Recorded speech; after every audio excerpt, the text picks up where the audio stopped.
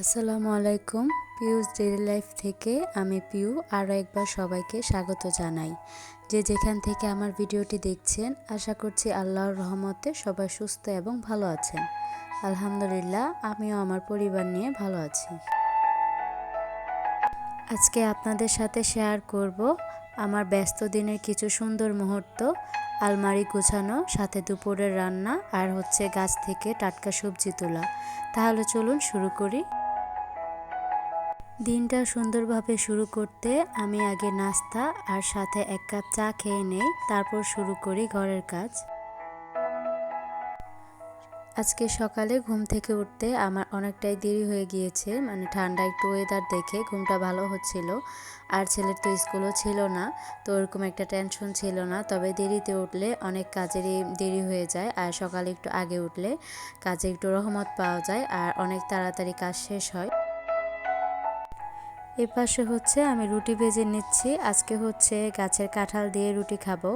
তবে আমার তো তেমন একটা কাঁঠাল পছন্দ না, কিন্তু যেহেতু গাছ থেকে ফ্রেশ পাড়া হয়েছে আর এই কাঁঠালটা নাকি অনেক মজা। এক এক রকমের গাছের কাঁঠাল এক এক রকম হয়, তবে এই গাছের কাঁঠালটা ভীষণ মজার হয়। তো আজকে আমি রুটিটা দিয়ে কাঁঠাল দিয়ে খাচ্ছি। আর অন্যদিকে কিন্তু আম্মু আর আমার বাচ্চারা ওরা নাস্তা করে নিয়েছে। তবে আমি যেহেতু একটু দেরিতে উঠেছিলাম, এজন্য নাস্তাটা একটু দেরি করেছি। সাথে সাথে উঠে কেন যেন নাস্তা করতে ইচ্ছে করছিল না। আর এদিকে সকালবেলা আমার চা করেছিল। তবে সবসময় সকালে আমরা তিনজন বসে একসাথে চাটা খাই। আর এখন আমার চাটা খাচ্ছি। ওই যে বললাম যে আমার সকালে একসাথে আজকে নাস্তাটা খাওয়া হয়নি। তো এদিকে চা খাওয়া শেষ করে এখন আমি একটু দোতলায় যাব। একটু ভাবছিলাম যে একটু ঠান্ডা ওয়েদার থাকলে এই কাজগুলো করব, যেমন ওয়ার্ড্রোব গোছানো, আলমারি গোছানো। সব সময় তো সকালবেলা একটা ব্যস্ততার মধ্যে থাকতে হয় প্রত্যেকেরই, শুধু আমার নয়। তবে আজকে একটু কাজের প্রেশারটা একটু কম ছিল, তাই ভাবছিলাম যে আলমারিটা একটু গুছিয়ে নেই। আর সব সময় আমরা এই কাজটাই করি যখন একটু দেখি বৃষ্টি বা বাইরে কোনো কাজ করা যাচ্ছে না বা ওয়েদারটা ঠান্ডা, তখন একটু ওয়ার্ড্রোব গোছানো বা আলমারি গোছানো এই কাজগুলোতে একটু গুছিয়ে রাখার চেষ্টা করি। তবে এখন আমি যেহেতু দোতলায় এসেছি, আমার উদ্দেশ্য আজকে একটু আলমারিটা এলোমেলো হয়ে আছে, তো কাপড়গুলো একটু ভাঁজ করে নিব। অন্যদিকে কিন্তু ওহিকে ওর দাদুর কাছে দিয়ে এসেছি। দেখা যায় বাচ্চাদের নিয়ে এরকম নিখুঁতভাবে কোনো কাজ করা যায় না, এলোমেলো করে দেয়। তার জন্য দাদুর কাছে ও যতক্ষণ থাকবে ওই সময়টুকুই আমি আমার আলমারির কাজগুলো একটু গুছিয়ে নিব।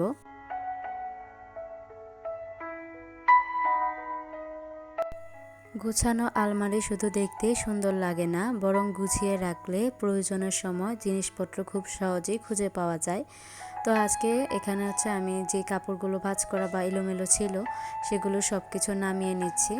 আর এখানে আমি বেডের উপর সব কিছু রাখছি। এখন দেখে দেখে ভাঁজ করে নিব। অনেক দিন ধরেই ভাবছি, কিন্তু সেভাবে সময় পাচ্ছিলাম না, বা ওইভাবে সময় করে যে আমি করব সেটাও পাচ্ছিলাম না। তো এখানে আমি সব কাপড়গুলো বের করে নিয়ে তারপর একটু হালকা করে আলমারির ভেতরটা একটু মুছে রাখছি। আর আমার কাপড়গুলো কিন্তু দোতলায় রাখি। দোতলার আলমারিতে আমার এক্সট্রাভাবে আমার সব কাপড় রাখা হয়। আর নিচে যে আমি যে রুমটায় থাকি ওই আলমারিটায় ছেলের আর ওর বাবার কাপড় চোপড় রাখা হয়। আর এদিকে আমার যে ড্রেসগুলো যেগুলো আর কি ভাঁজ করতে হবে সেগুলো খুলে ভাঁজ করছিলাম, আর যেগুলো আর কি ভাঁজের মধ্যে রাখা যাবে সেগুলো আর কি ভাঁজের মধ্যেই রাখছি। তবে এখান থেকে অনেকগুলো ড্রেস আমি নামিয়ে রাখছি, আর ওগুলা আলমারিতে রাখবো না, কারণ দেখা যায় সেভাবে পরা হয় না। এগুলো চিন্তা করছি কাউকে দিয়ে দিব। তো এদিকে আমি সেভাবে ভাজে ভাজে রাখছিলাম। এক পাশে যেগুলো আলমারিতে রাখবো সেগুলো, আর যেগুলো পরা হবে না সেগুলো এক পাশে রেখে দিচ্ছি। আর আমার আলমারির আরেক সাইডটা আজকে আপনাদের সাথে শেয়ার করা হয়নি। ওইটা লক করে রেখেছিলাম। শীতের যে কাপড়গুলো ছিল ওই পাশটায় শীতের কাপড়গুলো রেখেছি, যার জন্য আর ওইভাবে আরেক পাশটা দেখালাম না। আর উপরে যে এক পাশে দেখছেন ওড়নাগুলো সাইডে রেখে দিয়েছি, এগুলো আর কি দেখা যায় ভাঁজ করলে ফুলে থাকে আর জায়গা নষ্ট হয়, আর দেখা যায় সময় মতো খুঁজে পাওয়া যায় না। তার জন্য আমি এক্সট্রা করে ওড়নাগুলো উপরে রেখেছি। আর এখন হচ্ছে যে শাড়িগুলো ছিল, তবে এখানে কিন্তু আমার সবগুলো শাড়ি নেই, যেগুলো আর কি একটু নামানো ছিল সেগুলো রেখে দিচ্ছি। আমার এক্সট্রা শাড়ি হচ্ছে ওই যে বললাম লক করা ছিল ওই পাশটায়, আর এখানে হচ্ছে আমার কিছু শাড়ি ছিল সেগুলো রেখে দিয়েছি। আর এই পাশটায় হচ্ছে যে কাপড়গুলো আমি রাখবো আর কি, সেগুলো আর কি যে আলমারির ভেতরে এভাবে ভাঁজ করে রেখে দিচ্ছিলাম। আমার কিন্তু এই আলমারিটা গোছাতে প্রায় অনেকটাই সময় লেগে গিয়েছিল, কিন্তু আলহামদুলিল্লাহ মেয়েটা কিন্তু অতটুকু সময়ের মধ্যে আর আসেনি। আমি চিন্তা করছিলাম যে শেষ করতে পারবো কিনা, হয়তো চলে আসবে, কিন্তু ওর দাদুর কাছে অনেকক্ষণ ছিল। আর যখন দেখা যায় বাচ্চাদের মুড ভালো থাকে ওদিন কিন্তু ওরা খুব কমই বিরক্ত করে। তো যাই হোক, এদিকে যে আমার গোছানো হয়ে গেছে সেটাই হচ্ছে আমার মেইন কথা, যে আমি গোছাতে পেরেছি। আর এদিকে কিন্তু আমার গোছানো প্রায় শেষের দিকে। আর যেগুলো একটু আমার ইউজ করতে হবে, মানে একটু বেশি ইউজ করা হবে, সেগুলো আমি একটু সামনে রাখছি, যাতে করে ইউজ করতে হলে আমি যেন সাথে সাথে হাতের কাছে পেয়ে যাই। আর এই পাশে হচ্ছে আমার কিছু হ্যান্ডব্যাগ রাখছি, আর যেগুলো আর কি নর্মাল ইউজ করা হয় বা চট করে কোথাও গেলে ইউজ করি, সেগুলো হচ্ছে আমি নিচে রেখেছি। আমার এক্সট্রা ড্রয়ার আছে সেটাতে, আর এগুলো হচ্ছে আমার তেমন একটা ইউজ করা হয় না, তার জন্য এই আলমারিতে রেখেছি। তো এই পাশে কিন্তু আমার সব কিছু গোছানো হয়ে গিয়েছে। যে কোনো কিছু গোছালে কিন্তু বেশ ভালো লাগে। কষ্ট করি বা কষ্ট করে গুছাই বা পরিষ্কার করা যে কোনো ব্যাপারই হোক না কেন, সর্বশেষে কিন্তু দেখলে অনেক শান্তি লাগে আর মনটাও ভালো লাগে। ভিডিওর এই পর্যায়ে এসে আমি সবার কাছে একটি লাইক চেয়ে নিচ্ছি। প্লিজ একটি লাইক দিয়ে পুরো ভিডিওটি কন্টিনিউ করবেন। আর যারা আমার চ্যানেলটি নতুন ভিজিট করছেন, আমার ভিডিওর কোনো অংশ বা আমার কথা কাজের কোনো অংশ যদি একটু হলেও আপনাদের কাছে ভালো লাগে, তাহলে অবশ্যই সাবস্ক্রাইব করে পাশে থাকা বেল অপশনটি প্রেস করে অল বাটনে ক্লিক করে রাখতে পারেন। তাহলে আমার রেগুলার ভিডিও নোটিফিকেশন আপনার কাছে পৌঁছে যাবে। আর যারা অলরেডি করে দিয়েছেন তাদেরকে জানাই অসংখ্য ধন্যবাদ। এই পাশে হচ্ছে আলমারি গোছানোর কাজ শেষ করে এখন হচ্ছে দুপুরের রান্নাটা শুরু করে দিয়েছি।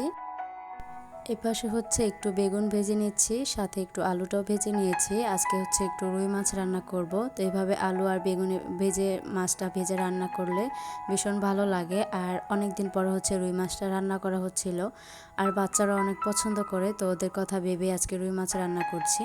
তো এই পাশে হচ্ছে আলুটা হালকা করে ভেজে নিয়ে তারপর হচ্ছে মশলা দিয়ে কষিয়ে নিচ্ছিলাম। আর ওই সময়টায় কিন্তু মেয়েটা হচ্ছে বারবার আমার কাছে আসছিল, কারণ এতক্ষণ ওর কাছে আমি ছিলাম না। আর বাচ্চারা মনে এরকমটাই করে, বেশিক্ষণ মাকে না দেখলে অনেকটাই বিরক্ত করে। তবে আজকে আর তেমন কিছু রান্না করব না, গতকালকের কিছু রান্না করা তরকারি ছিল তাতে হয়ে যাবে। আর এপাশে হচ্ছে আজকে এক আইটেমে রান্না করব। তো রান্না করার শেষে হচ্ছে আমি আর আম্মু গাছের কিছু সবজি উঠাবো। তো এদিকে হচ্ছে একটা ঘটনা ঘটেছে কিছুদিন আগে, মানে 2-3 মাস আগের কথা আর কি। আম্মু আর কি কিছু বাঙ্গির বীজ ফেলেছিল পুকুর পাড়টায়। তবে আমাদের তেমন একটা বাঙ্গি পছন্দ না, তবে আম্মুর কিন্তু অনেক পছন্দ। সে আর কি কিছু বীজ ফেলেছিল, আর এখান থেকে মাশাআল্লাহ এত বড় সাইজের একটা বাঙ্গি হয়েছে, সেটা আর কি আমরা ভাবতে পারিনি। দেখে তো সবাই অবাক। আর এপাশে দেখুন আমাদের পুকুর পাড়ে কি সুন্দর ডাটা বীজ ফেলেছে, পরে অনেকগুলো কিন্তু ডাটা হয়েছে। আর এখান থেকে কিন্তু আমরা নিয়ে অনেক দিন রান্নাও করেছি, কিন্তু সেভাবে আপনাদের সাথে ভিডিওতে শেয়ার করা হয়নি, যার জন্য আজকে একটু ভিডিওতে শেয়ার করলাম। সবাই দেখে মাশাআল্লাহ বলবেন। আর এই যে দেখুন আরও ছিল, ওই যে বললাম আমরা নিয়ে যে রান্না করেছি, সেভাবে আমি দেখাতে পারিনি। এই যে দেখুন মাশাআল্লাহ কত সুন্দর করে ডাটা হয়েছে। আর বীজ শুধু ফেলেছিলাম, অনেক সুন্দর করে মাশাআল্লাহ হয়েছে, প্রত্যেকটা বীজেরই ফলন হয়েছিল। আর ওই যে বললাম যে বাঙ্গিটা দেখালাম আপনাদের সাথে একটু, যখন ভিডিওটা করছিলাম তখন আর কি আম্মু বারবার বলছিল যে তুমি ক্যামেরায় ধরবে নাকি গাছ থেকে এটা নিবে। তবে ওই সময় যে আমার যাকে বলবো তার ছেলেটা হঠাৎ হঠাৎ এমন বায়না ওঠে, সে যে ছেলেকে রেখে আমাকে একটু হেল্প করবে সেটা করতে পারছিল না। তো এদিকে হচ্ছে আমি বাঙ্গিটা একটু কেটে নেব। আর যখন হাতে নিয়েছিলাম তখন মনে হচ্ছিল হয়তো হয়তো আমার হাত থেকে পড়ে পানিতে পড়ে যাবে, কিন্তু না, বিসমিল্লাহ বলে আর কি নিয়েছি। আর এত ভালো লাগছিল যে মাশাল্লাহ নিজেদের গাছের এমন একটা ফলন হয়েছে, দেখে বেশ ভালো লাগছিল। খাওয়া তো দূরের কথা, দেখেই মনটা ভরে গিয়েছে।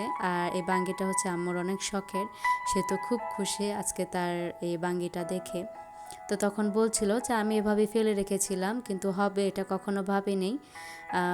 মাশাল্লাহ অনেক সুন্দর করে হয়েছে আর অনেক বড় সাইজের ছিল। আর এই যে পাশে হচ্ছে অন্য একটা গাছ থেকে আরেকটা শসাও পেড়ে নিয়েছি, আর সাথে একটু বাঙ্গিটা দেখতে কিন্তু মাশাআল্লাহ অনেক ভালো লাগছিল। আর গাছ থেকে হচ্ছে দুটো করলা নিয়েছি। আর এই পাশের গাছটায় এত সুন্দর মাশাআল্লাহ মরিচ ধরেছে, তবে ভিডিওটা যে আমি শুরু থেকে দেখাবো সেটা করতে পারিনি। আমার আগেই হচ্ছে আম্মু যে গাছ থেকে মরিচগুলো তুলে নিয়েছে, যার জন্য আমি শুরু থেকে দেখাতে পারিনি। কিন্তু মাশাআল্লাহ এত সুন্দর করে গাছের মরিচ হয়েছে, একটু যত্ন করলে সার টার দিলে তাহলে কিন্তু ফলন খুব ভালোভাবে হয়।